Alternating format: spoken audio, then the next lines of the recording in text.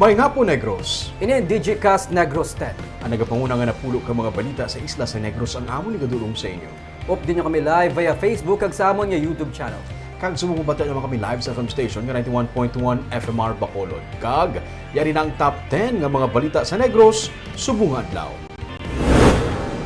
5 ka mga empleyado sa syudad sa Bacolod ginpangayuan patag sa nanula kang gikawat nga mga salakyan sang syudad.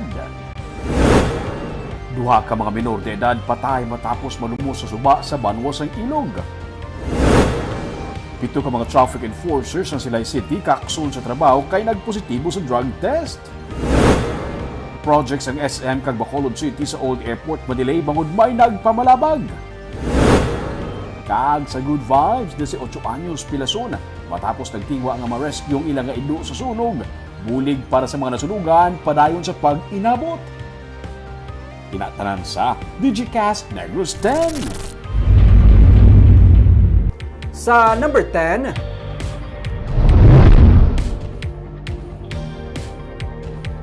ginaplanong joint development project sang Bacolod kag SM sa daan nga airport ang ma-delay bangod sang land dispute.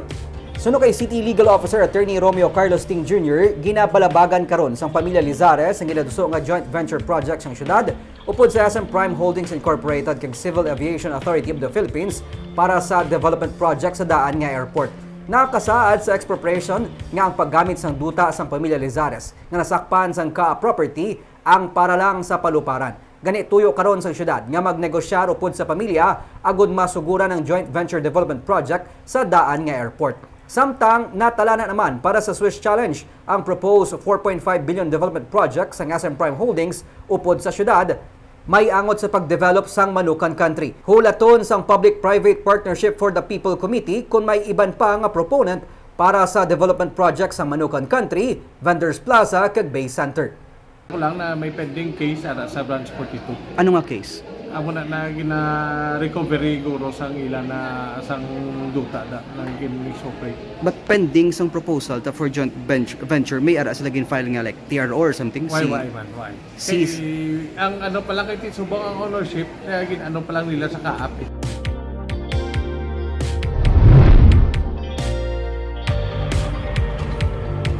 Sa number 9, sa August 10 na ang final date para sa Investors Forum para sa bulk water project sa Negros Occidental.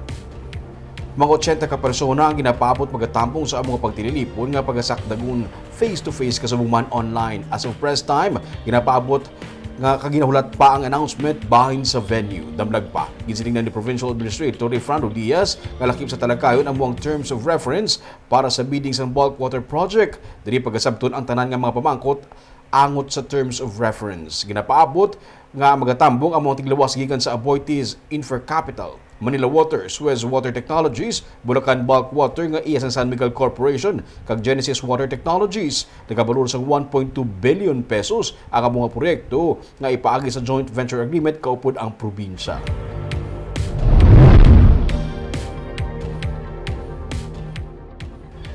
Sa number 8, may nag-ako ng tag-iya sang duha ka mga bala sang 9mm pistol nga nawigit sa hagdanan sang food terminal market sang Negros Occidental.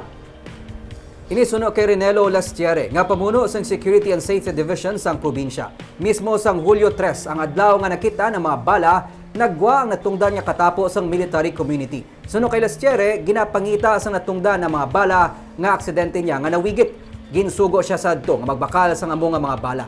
Nagpadala na sang report si Lastiere tuoy sa mga pagpangusisa kag nakibot na lamang siya nga nagwa sa mga report sa media nga isa sa mga anggulo nga ginalantaw man among mahimo may threat o kon pagpamahog labi na nga natabo yadto sang tion sang renewal sa mga contract sang JO kag contract of service. Kung may pagduda man sa ilang investigasyon suno kay Lastiere, sara makapatuman sang pagpangusisa sa natungdan.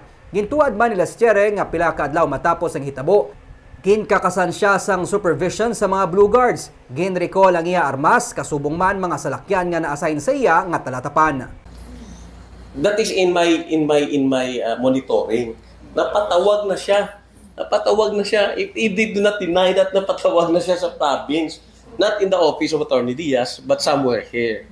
No? Because may mga tao, kita mo, sa tanan nga area. That's why, na-observe ko nga, I thought just for clarification. And then I was saddened. I was to keep my silence kiti tapos sa tani. But it seems that ang report nga nabasahan ko sa media, it seems nag-ilis ang sa supervision over all the security because of the what happened. No? Oh, sir, layo gid sa kwan sa mga ligasyon sa mga netizens nga konektado sa mga pagkakas ng border employees nga nakita to nga bala nga pabakog sa Yes, because may nag-surface na nga nadagdag ang iyabala. So it is very remote. Very remote. It is only in their minds. No, if you consider that, kami nag-ako na po. Sa number 7,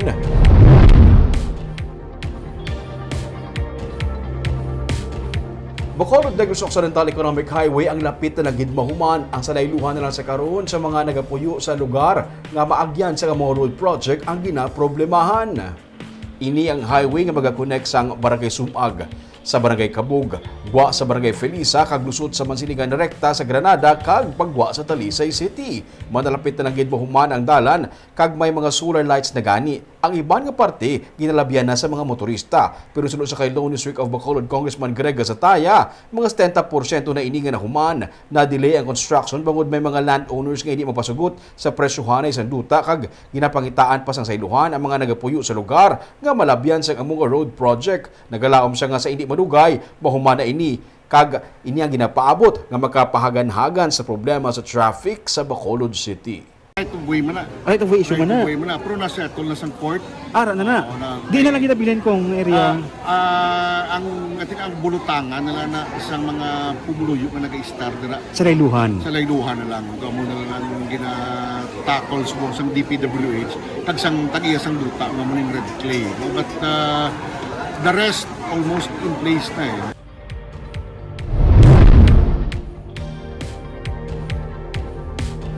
Sa number 6, 7 ka mga traffic enforcers ang Silay City kakson sa serbisyo matapos magpositibo sa drug test. Lunes, ginpaydalom sang Silay PNP kag PDEA RO6 sa random drug test ang 29 veteran ka mga traffic enforcers sang Silay City. Matapos ang pila ka minutos, nagwa ang resulta. 7 sa ilang nagpositibo. Sunod kay Silay City Chief of Police Lieutenant Colonel Mark Anthony Daroca, ginpaydalom sila liwat sa confirmatory test kag nagpositibo sa gihapon sa illegal drugs. Libang positibo sa shabu kag duwa sa marijuana. Ginpahibalo niya si Mayor Judith Gallego sa naging resulta kag ginmando sang alkalde ang pag-process ng termination sang 7 ka mga enforcers. Sunod pa kay Daroca, kabahin ini sang programa sang syudad para sa drug-free community.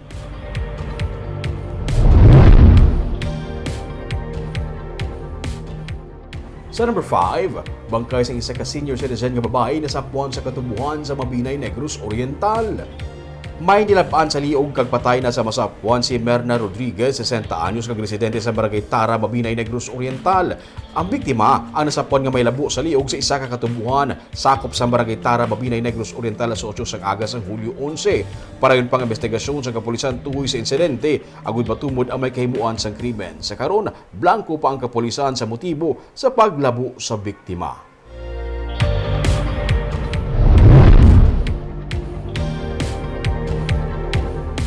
Sa number 4, mag-utod nga menor de edad patay matapos nga maligo sa suba sa Banwasang Ilog. Patay mag-utod nga lunsay mga menor de edad matapos nga nalubos sa suba sa kilometrahe 109 sa Barangay Dankalan, Banwasang Ilog Lunes sang hapon. Naligo ang mga biktima sa suba nga yara lang sa likod sang balay sang ilang tiya kung sa diin sila nagbisita kaupod ang ila sini nga amay.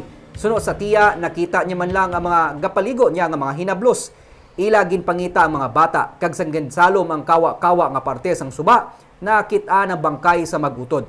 Giningagaw pa sila dala sa ospital sa siyudad sang Kabangkalan, apang gindeklarar nga dead on arrival.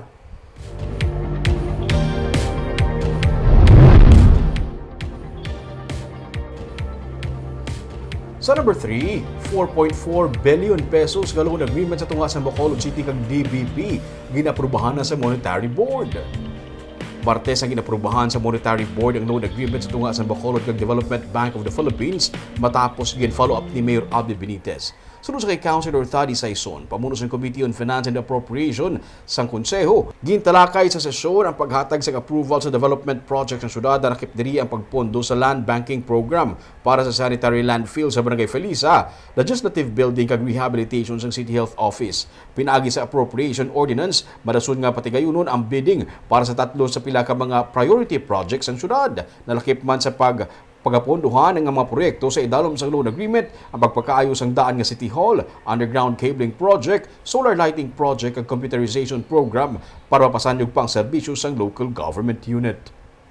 This will be an exciting 6 months for the city. Remaining Puro 6 na months. ng obra. So maybe from now until this third quarter, we could already see constructions moving around sa city Bacolod. And Sa number 2,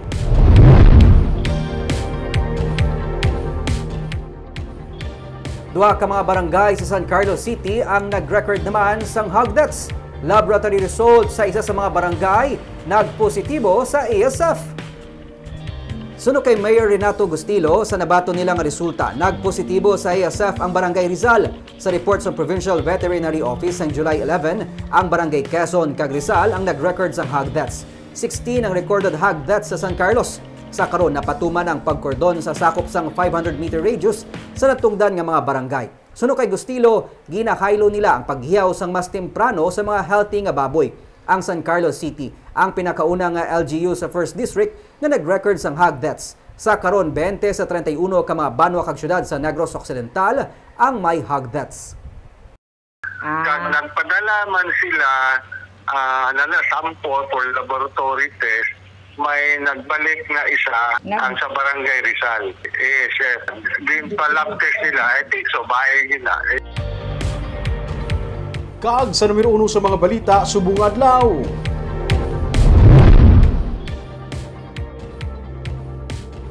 Lima ka mga empleyado sa syudad sa Bacolod gipapanaugan sang show cause order. Inimik ang tanan sa nadula nga mga salakyan sa syudad. May report si Nico Delfin. Ginpirmahan na ni Mayor Albi Benitez ang isyuan sang show cause order batok sa 5 ka mga government employees. Angot sa nadula kag ginaligar ginkawat nga mga government vehicles nga naka-memorandum receipt sa ila. 5 ka adlaw ang ginhatag sa ila agud magsabat sa show cause order antes pa man sila posible pasakaan sang kaso administratibo kag kriminal. Kabahin sa ila mga regular employees, mga engineers kag drivers. Wala gid explanation kag wala valid reason kung wala ang mga vehicle sa ila, ginhatagan ta na gid sang this is the start of the process, a show cause order where they will submit an affidavit under oath within 5 days. Ang 5 ka mga salakyan nga nadula kag ginaligar ginkawat ang kabahin sa 45 ka mga salakyan nga tubtob karon ginapapangita sang alkalde sa katapos sang General Services Office. Pebrero, sa ginpatigayon sa alkalde ang ocular inspection para sa kapin 500 ka mga government vehicles nga pagagamiton sa MabCab, isa ka ride-hailing app nga ginlunsar sa syudad para mapaayo ang transportation service sa mga government agency kag departamento. A process of rectifying ang mga assets ng government nga nadula. Right? Hindi man pwedeng after how many years subong ka lang ma-report nga nadula ang salakyan. Right? Kung nadula mo, gitani isang tiyempo pa lang sang nadula, in-report mo na. Marso sang nag-file sang blotter report ang 5 ka mga empleyado angot sa nadula kag kinawat nga mga government vehicles matapos man na isyuan sang notice to explain. Nico Delfin para sa DGCast Negros.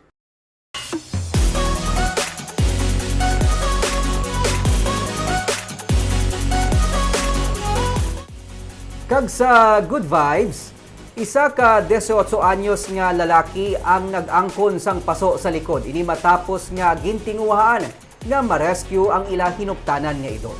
Samtang padayon man ang pag-inabot sa mga bulig sa mga nasunugan sa Barangay 7. May report si Romeo Subaldo. Ini si Rufus, isa ka aspin nga nadula sa sulod sang 3 ka adlaw matapos ang natabo nga sunog sa Purok Magnolia sa Barangay 7 sa Bacolod City. Istorya ni Jane Diano ng tag-iya sang Edo sang Domingo. Nakita siya sang iautod sa 15th Street. May mga paso siya sa lawas bangod sang sunog. Tigayon siya nga nakadalagan kag makapalagyo pero ang isa pag hindi nakaedo, wala na makaluwas. 15th Street. Dito na siya nakitaan? Dito sa nakita sa magulang ko. Timing pagkita sa magulang ko, ara sa kilid. Napanago na sa blessing house. Pagkita ng tatlo, nakadlaw. Bali sa Sunday lang sa namon nakita. Dinatabo nga sunog Thursday, sa Sunday lang sa namon nakita. Tatlo gikadlaw sa namon nakita. Ang utod ni Jane nga si R.A. nagtingwa pa kung tani nga mabuligan palagyo ang mga ido ugaling. Tuma nakadako sang kalayo gani. Pati siya nag-angkon man sa mga paso sa likod. Intray agad ya kaso pagkita ya kalayo nakita yung posible nagtumba na mo na lang pabayaan niya na lang way nagkit sila may memo. Kila edad niya? 18. Kagapon nag-graduation na siya? Sa Moving up. Moving up ni senior high? Di nakabalik sa nakasulod sa graduation. Oo, nakanog sa graduation. Kaya nanlangit nila ni mama. May honor? May honor. Kasi. Ano honor niya? Ang high honor. With honor. Gid saya nga taas yung grades. Sang kahapon, napatay si Rufo. Bangod sa iya nga paso kag infection. Masakit man para sa ila, pero ila na lang nga ginbaton. Si R.A. nag-graduate naman sang kahapon nga adlaw sa iya nga senior high school. Parayon siya nga nagapaayo sa iya nga mga paso. Kay na, paray na pag-inabot sa mga bulig para sa pamilya nga mga nasunugan. May mga tubig kag bugas, pati na GI sheet o kunsin nga dala si Congressman Greg Gasataya. May mga bulig man gikan sa pribado nga sektor. Ang opisina sang kongresista magahatag man sa pinansyal nga bulig sa mga nasunugan. Release na to ang financial assistance that 10,000 kada pamilya. And then ang partial ito 6,000 bulat kung magsala. No?